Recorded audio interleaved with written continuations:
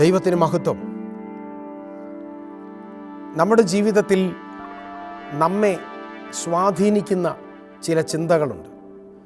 ഏതൊരു മനുഷ്യൻ്റെയും ചിന്തകളെ സ്വാധീനിക്കുന്ന ചില ആലോചനകളുണ്ട്. 1-ാം സങ്കീർത്തനത്തിൽ നമ്മൾ കാണുന്നത് പോലെ, ദുഷ്ടന്മാരുടെ ആലോചന പ്രകാരം നീ നടക്കാതെ ദൈവത്തിൻ്റെ ആലോചന പ്രകാരം നടന്നു. ഏതൊരു മനുഷ്യൻ്റെയും ഉയർച്ചയുടെയും താഴ്ചയുടെയും പിന്നിൽ ആരുടെയൊക്കെയോ ആലോചനകളില്ലേ? നിശ്ചയമായിട്ടുമുണ്ട്. ഒരുത്തൻ്റെ വളർച്ചയും താഴ്ചയും തീരുമാനിക്കുന്നത് അവൻ കേൾക്കുന്ന, അവൻ അനുസരിക്കുന്ന ആലോചനകളാണ്. എന്നാൽ എനിക്കിന്ന് രാത്രി നിങ്ങളോട് പറയാനൊരു സന്ദേശമുണ്ട്.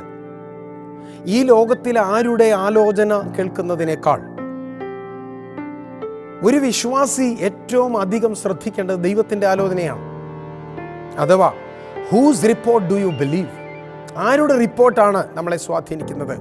ആരുടെ സാക്ഷ്യത്തിനാണ് നാം വില കൊടുക്കുന്നത്? ആരുടെ വാക്കുകൾക്കാണ് നാം വില കൊടുക്കുന്നത്?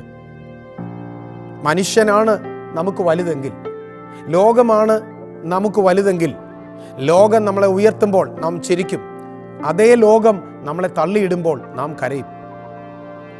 എന്നാൽ ദൈവത്തിന് നമ്മെക്കുറിച്ച് എന്താണ് പറയാനുള്ളത്? ദൈവത്തിന് സഭയെക്കുറിച്ച് എന്താണ് പറയാനുള്ളത്? ഞാൻ വായിക്കുന്നത് 3-ാം സങ്കീർത്തനം, അതിൻ്റെ 2-3 വാക്യങ്ങളാണ്. 3-ാം സങ്കീർത്തനത്തിൻ്റെ 2-3 വാക്യങ്ങൾ ഞാൻ നിങ്ങൾക്കായി വായിക്കാം. അവന് ദൈവത്തിങ്കൽ രക്ഷയില്ല എന്ന് എന്നെക്കുറിച്ച് പലരും പറയുന്നു.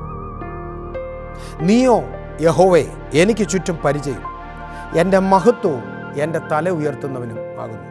ഈ വാക്യം നിങ്ങൾ കേട്ടോ? ദാവീദിൻ്റെ കഷ്ടകാലത്ത്, ദാവീദിൻ്റെ സങ്കടകാലത്ത്, ഇരുളിൻ്റെ കാലത്ത്, കൺഫ്യൂഷൻ്റെ കാലത്ത്, എല്ലാവരും കൈവിട്ട ഒറ്റപ്പെടലിൻ്റെ കാലത്ത് ദാവീദ് കടന്നുപോയ ആ വേദനയിൽ അവനെക്കുറിച്ച് ലോകം പറഞ്ഞ വാക്കാണ് ഇവിടെ എഴുതി വച്ചിരിക്കുന്നത്. അതെ, ഏത് അഭിഷക്തനും കടന്നു പോകേണ്ട ചില ഇടനാഴികകളുണ്ട്. ഏത് ദൈവവൈദ്യനും കടന്നു പോകേണ്ട ചില ഒറ്റപ്പെട്ട കൂരിരുളിൻ്റെ വഴികളുണ്ട്. അത് ബൈബിൾ നമ്മളെ പഠിപ്പിക്കുന്നു. എന്നാൽ കൂരിരുളിൻ്റെ കാലത്ത്, സങ്കടങ്ങളുടെ കാലത്ത്, ഇന്നലെ ചിരിച്ച ലോകം ഇന്ന് ചിരിക്കയില്ല. ലോകം ദാവീദിനെ നോക്കി പറയുകയാണ്, അവന് ദൈവത്തിങ്കൽ രക്ഷയില്ലെന്ന് എന്നെക്കുറിച്ച് പലരും പറയുന്നു. ഒരാളല്ല, പലരും പറഞ്ഞു തുടങ്ങി.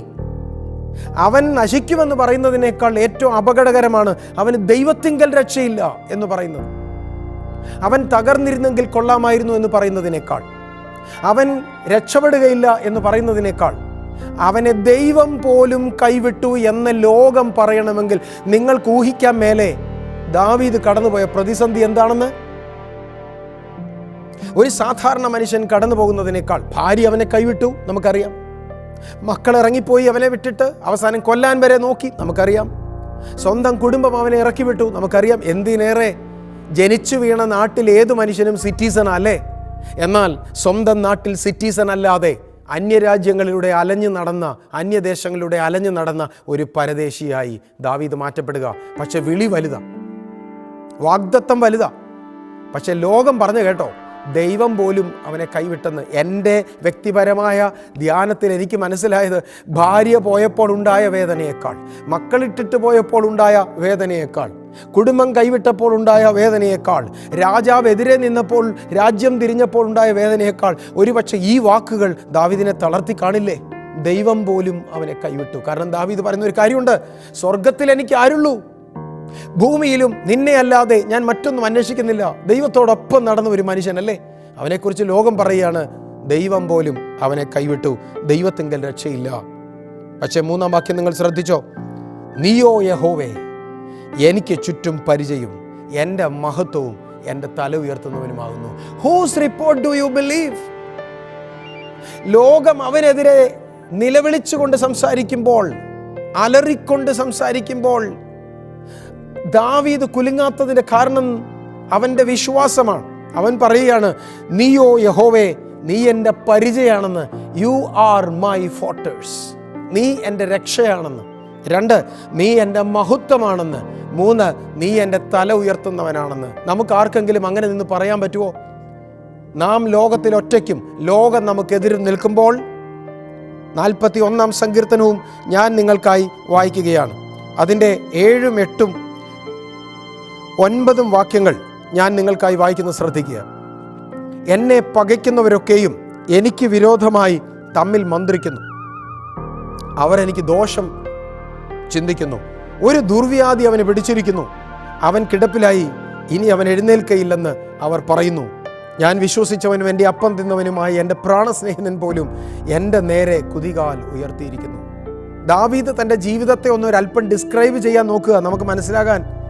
എന്നെ കാണുന്നവരൊക്കെയും എനിക്ക് വിരോധമായിട്ട് മന്ത്രിക്കുന്നെന്ന്, അവർ എനിക്ക് ദോഷം വിചാരിക്കുന്നെന്ന്, ഒരുത്തൻ കാണാൻ വന്നാൽ അവൻ കപടം പറയുന്നെന്ന് അവർ പറയുന്ന സഹിക്കാൻ മേലാത്തൊരു വാക്ക് കേട്ടോ. 8-ാം വാക്യം, ഒരു ദുർവ്യാധി അവന് പിടിച്ചിരിക്കുന്നു, അവൻ കിടപ്പിലായി, ഇനി എഴുന്നേൽക്കയില്ല എന്ന് പറയുന്നു. പക്ഷെ എൻ്റെ ചോദ്യം, ഈ സംസാരിച്ചതൊക്കെ ആരാ?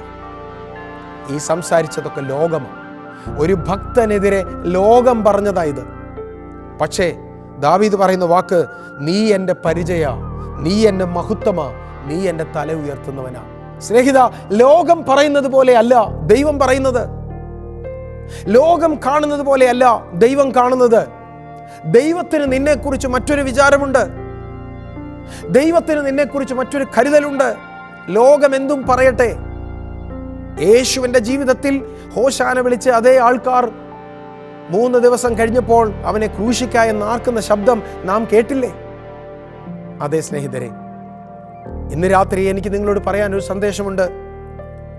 ആരുടെ വാക്കിനാണ് നാം വില കൊടുക്കുന്നത്? ആരുടെ വിളിക്കാണ് നാം വില കൊടുക്കുന്നത്?